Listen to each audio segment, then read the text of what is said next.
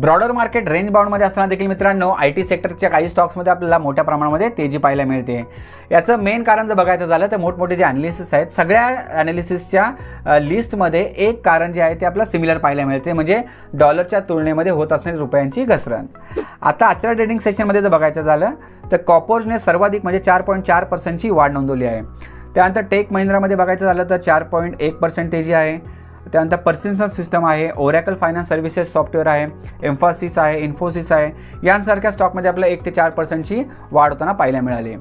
आता एक मोठे ॲनालिस्ट आहेत मित्रांनो, जे सेबी रजिस्टर आहेत आणि लिव्हलॉंग वेलचे फाउंडर देखील आहेत, हरिप्रसाद के, यांच्यामध्ये IT स्टॉक्स आता फक्त सायक्लिकल ग्रोथ सेक्टर म्हणून पाहिले जात नाहीत। तसेच रुपया कमजोर झाल्याचा फायदा आणि एक्सपोर्ट अर्निंग्स मजबूत राहण्याची शक्यता, यामुळे हा सेक्टर डिफेन्सिव्ह हेज म्हणून देखील आपल्याला मजबूत होताना पाहायला मिळतोय। तर आता या स्टॉकपैकी आपण कॉर्पोरचा स्टॉक आज सिलेक्ट केलेला आहे, ज्याच्यावर आपण डीपली ॲनालिसिस करणार आहोत। आता हा स्टॉक सिलेक्ट करण्यामागचं कारण देखील मित्रांनो एक तसंच आहे, कारण आपला एक जुना सबस्क्रायबर आहे मित्रांनो, त्यांनी आपल्याकडे रिक्वेस्ट केली होती की त्यांना कॉर्पोर या स्टॉकवरती डीपली ॲनालिसिस हवा आहे, कारण त्यांच्या पोर्टफोलिओमध्ये हा स्टॉक आहे। आता याच्या व्यतिरिक्त जे बाकीचे स्टॉक्स आहेत त्यापैकी काही स्टॉक जे आहेत त्याच्यावरती आपण ऑलरेडी व्हिडिओ बनवलेले आहे, जसं की TCS असेल, HCL टेक आहे, OFSS आहे, फर्सो सोल्युशन आहे। तर ह्या 4 ITच्या स्टॉक्सवरती आपण ऑलरेडी व्हिडिओ बनवली आहे। व्हिडिओची लिंक तुम्हाला आय बटनवरती मिळून जाईल। तसं डिस्क्रिप्शन बॉक्समध्ये देखील मी तुम्हाला लिंक देणार आहे, त्या लिंकवरती क्लिक करून तुम्ही ते पूर्ण व्हिडिओ बघा मित्रांनो। तुमच्या पोर्टफोलिओ स्टॉक असेल किंवा फ्युचरमध्ये तुम्ही घेण्याचा विचार करत असाल ते स्टॉक्स, तर आपल्या व्हिडिओ जर तुम्ही बघितल्या तर नक्की तुमच्या मनातले जे डाऊट्स आहेत स्टॉक संदर्भातले ते पूर्णपणे क्लिअर होणार आहेत। तसेच तुम्हाला देखील मित्रांनो समजा कोणत्या स्टॉकबद्दल माहिती हवी असेल अजून, तर आम्हाला कमेंट करून सांगत चला, आम्ही नक्की त्या संदर्भात देखील व्हिडिओ बनवण्याचा प्रयत्न करू। आणि मित्रांनो तुम्ही आपल्या चॅनलवरती नवीन असाल तर आपला चॅनल देखील पहिला सबस्क्राईब करून घ्या आणि साईडला जो बेल बटन आहे तो प्रेस करायला विसरू नका, कारण की त्याने तुम्हाला नोटिफिकेशन मिळत असतं मित्रांनो। जेव्हा पण अशी इम्पॉर्टंट अपडेट्स आम्ही तुमच्यासाठी आणत असतो, त्या अपडेट्स तुम्हाला वेळेवरती मिळाले आणि वेळेवरती मी योग्य डिसिजन घेतला तर नक्की ते तुमच्यासाठी फायदेशीर ठरू शकतं। तर चला आता आपल्या मेन टॉपिकला आपण सुरुवात करूयात। तर Jai Hind Maharashtra, the stock selection या आपल्या यूट्यूब चॅनलमध्ये तुम्हा सगळ्यांचे स्वागत आहे। तर मित्रांनो आज आपण जो कॉर्पोर स्टॉक सिलेक्ट केला आहे त्याचा आता आपण आपल्या 4 इम्पॉर्टंट फॅक्टरवरती कंप्लीट ॲनालिसिस करणार आहोत, म्हणजे त्याच्या बेसवरती आपण हे नक्की ठरवू शकतो की हा स्टॉक आपल्याला ट्रेडिंग किंवा इन्व्हेस्टमेंटच्या दृष्टिकोनातून योग्य आहे की नाही। तर आपले 4 इम्पॉर्टंट फॅक्टर्स आहेत, त्यातला सगळ्यात पहिला फॅक्टर आहे तो म्हणजे फंडामेंटलचा। त्याच्यामध्ये कंपनी फंडामेंटली स्ट्रॉंग आहे की वीक आहे ते आपल्याला समजायला मदत होते। त्यानंतर दुसरं म्हणजे व्हॅल्युएशन, याच्यामध्ये आजच्या डेटला ज्या प्राईसला स्टॉक ट्रेड करतोय तो स्वस्त आहे की महाग आहे ते आपल्याला समजायला मदत होते। त्यानंतर तिसरं म्हणजे फायनान्शियल, याच्यामध्ये आपण कंपनीची प्रॉफिट अँड लॉस शीट पाहतो, त्याच्यामध्ये कंपनीला सेल्स कशा प्रकारचा होतोय, कंपॅरेटिव्हली नेट प्रॉफिट बरोबर होतोय का, ती माहिती आपल्याला त्यातनं कळते। त्यानंतर चौथा आणि शेवटचा आपला फॅक्टर असतो तो म्हणजे चार्टचा। तर चार्टमध्ये सपोर्ट्स कुठे आहेत, रेसिस्टन्स कुठे आहे, पुढे मोमेंटम कशा प्रकारचा येऊ शकतो, बायर्स कुठे ॲक्टिवेट आहेत, सेलर्स कुठे ॲक्टिवेट आहेत, त्यानंतर प्राईस ॲक्शन कुठे होत आहे, ही सगळी माहिती आपण यातनं पाहणार आहोत। त्यामुळे आपला व्हिडिओ खूप इंटरेस्टिंग होणार आहे, तुम्ही शेवटपर्यंत नक्की बघा। तर फंडामेंटलमध्ये आपले टोटल 10 मेट्रिक्स असतात जे तुम्हाला स्क्रीनवर दिसले असतील आणि सेक्टर वाईज थोडेसे याच्यामध्ये तुम्हाला चेंजेस झालेले देखील पाहायला मिळतील। तर याच्यामध्ये आपण 1 ते 10ची रेटिंग देतो। ती रेटिंग कशा प्रकारे असेल मी तुम्हाला शॉर्टमध्ये सांगतो। तर 8 ते 10 रेटिंगवाले स्टॉक जे ते ग्रीन झोनमध्ये असतात, म्हणजे त्यांचे फंडामेंटल स्ट्रॉंग असतात। 7 ते 7 रेटिंगवाले स्टॉक जे ते ऑरेंज झोनमध्ये असतात, म्हणजे त्यांच्या येणाऱ्या क्वार्टरली परफॉर्मन्स आपलं लक्ष ठेवायचं असतं, ऑब्झर्वेशन करायचं असतं। त्यानंतर 1 ते 5 रेटिंगवाले स्टॉक जे ते रेड झोनमध्ये असतात, म्हणजे त्यांचे फंडामेंटल्स वीक असतात, कमकुवत असतात आणि अशा स्टॉकपासून आपल्याला पूर्णपणे लांब राहायचं असतं।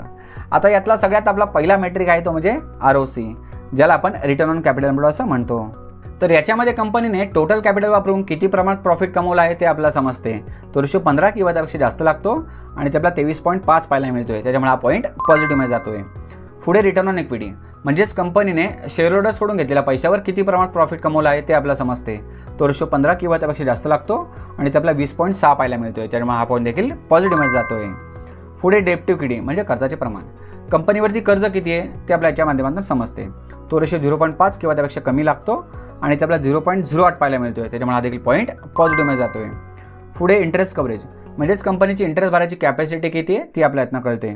तो रेशो 4 किंवा त्यापेक्षा जास्त लागतो आणि ते आपल्याला 13.8 पाहायला मिळतोय, त्याच्यामुळे हा पॉईंट देखील पॉझिटिव्हमध्ये जातोय।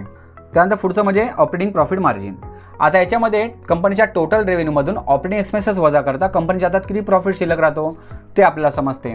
आता ऑपरेटिंग एक्सपेन्सेस कोणते कोणते आहेत, जसं की रॉ मटेरियल आहे, त्यानंतर रेंट असेल, इलेक्ट्रिसिटी बिल आहे किंवा एम्प्लॉईचं पेमेंट असेल किंवा इतर जे काय ॲडमिनिस्ट्रेटिव्ह एक्सपेन्सेस आहेत ते वजा करता कंपनीच्या हातात किती प्रॉफिट शिल्लक राहतो ते आपल्या याच्यातनं समजते। तो रेशो 18 किंवा त्यापेक्षा जास्त लागतो आणि ते आपला 16.3 पाहायला मिळतोय, त्याच्यामुळे हा पॉईंट निगेटिव्हमध्ये जातोय। पुढे कॅश फ्लो क्वालिटी, म्हणजेच कंपनीचा प्रॉफिट खऱ्या कॅश इनफ्लो आणि आउटफ्लोशी मिळता जुळता आहे का नाही ते आपल्याला समजते। तो रेशो 3 किंवा त्यापेक्षा जास्त लागतो आणि ते आपला 5 पाहायला मिळतोय, त्याच्यामुळे हा पॉईंट पॉझिटिव्हमध्ये जातोय। पुढे फ्री कॅश फ्लो. तर याच्यामध्ये लास्ट 5 वर्षामध्ये company consistently free cash flow generate करते का, कंपनीच्या हातामध्ये काय शिल्लक राहते आहे का, ते आपल्याला समजते. तो रेशो 4 किंवा त्यापेक्षा जास्त लागतो आणि ते आपला 5 पाहायला मिळतोय, त्याच्यामुळे हा पॉईंट पॉझिटिव्हमध्ये जातोय. पुढे अल्टिमेट झेड स्कोर.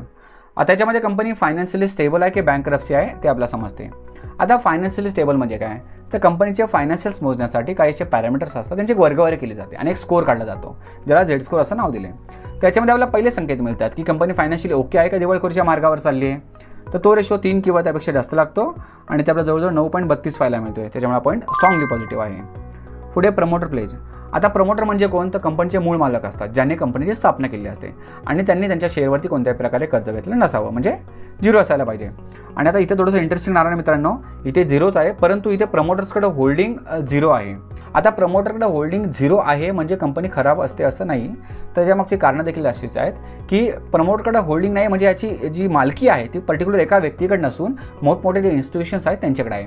जसं की म्युच्युअल फंड असेल, त्यानंतर डोमेस्टिक इन्व्हेस्टर्स असतील, फॉरेन इन्व्हेस्टर्स असतील, त्यांच्याकडे ही होल्डिंग आहे, म्हणजे ती कंपनी प्रोफेशनली वेल मॅनेज्ड आहे. त्याच्यामुळे प्रमोटरकडे होल्डिंग नाही आहे म्हणून घाबरून जाण्याचं कारण इथं बिलकुल नाही आहे. त्याच्यामुळे हा पॉईंट जो आपण पॉझिटिव्हमध्ये कन्सिडर करणार आहोत.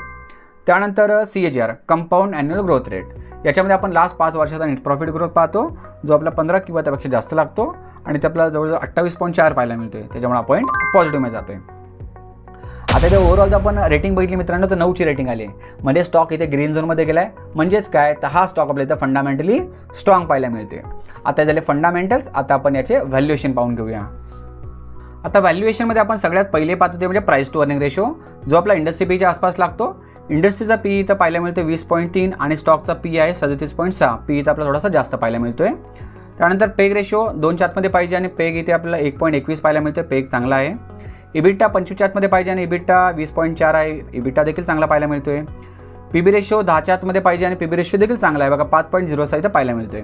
फक्त पी रेशो आपल्या इथं जो जास्त पाहायला मिळतोय तो पेग रेशो कमी असल्या कारणाने तो देखील आपल्याला जस्टिफाय करतोय, म्हणजे ग्रोथ जी आहे ती कंपनीची तिथे जस्टिफाय होत आहे. आता व्हॅल्युएशनचा फॅक्टर देखील आपल्या इथे स्ट्रॉंगमध्ये पाहायला मिळतोय.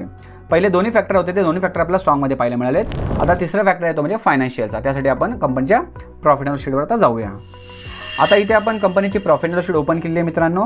त्याच्यामध्ये 2015चा कंपनीचा सेल्स जर बघायचं झालं तर 2372 करोडच्या आसपास सेल्स होता आणि तो वाढून आता 26मध्ये 16,403 करोड झालेला आहे.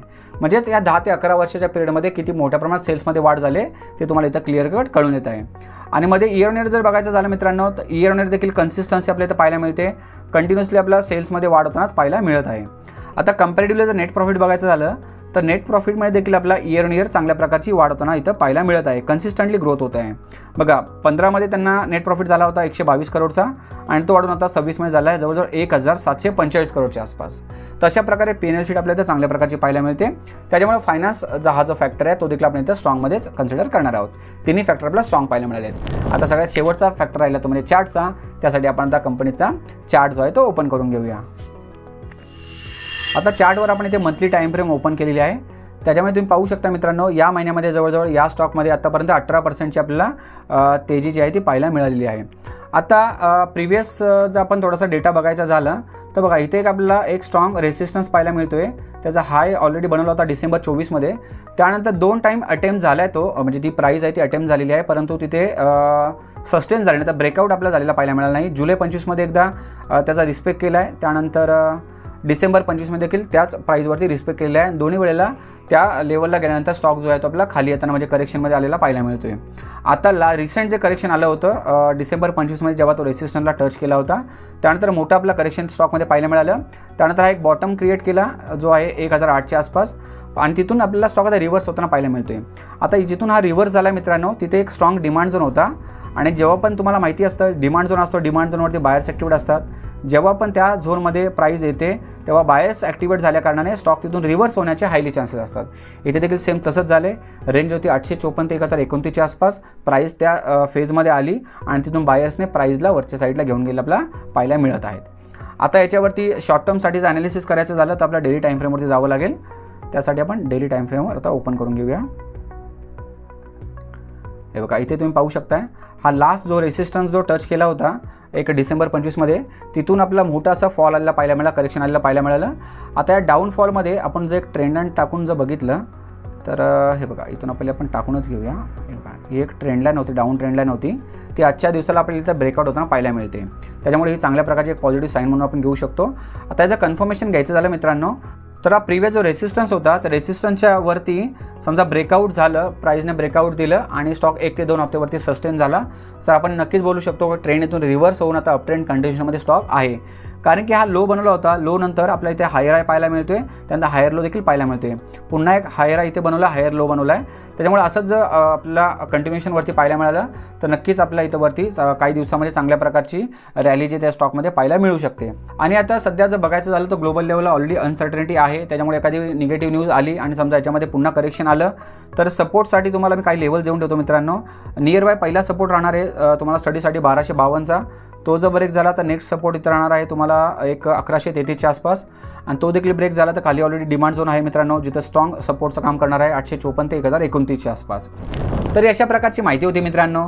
आता या स्टॉकवर माझा जर पर्सनल व्ह्यू सांगायचा झाला तर पर्सनली मला हा स्टॉक चांगला पाहायला मिळतो मित्रांनो. कारण की आपले 4 जे इम्पॉर्टंट फॅक्टर होते त्यातले 3 फॅक्टर होते पहिले, ते तिन्ही आपल्याला अतिशय स्ट्रॉंग पाहायला मिळाले. फंडामेंटल देखील स्ट्रॉंग पाहायला मिळाले, व्हॅल्युएशन देखील चांगल्या प्रकारचे आहेत, म्हणजे आजच्या डेटला ज्या प्राईसला स्टॉक ट्रेड करत आहे तो आपल्याला स्वस्त पाहायला मिळतोय. तिसरा होता तो म्हणजे फायनान्शियलचा, त्याच्यामध्ये प्रॉफिट मार्जिन अतिशय चांगली होती, कंपनी सेल्स कन्सिस्टंटली मिळवत आहे. त्यानंतर कंपेअर्ड टू नेट प्रॉफिट देखील चांगल्या प्रकारचा कंपनीला होत आहे.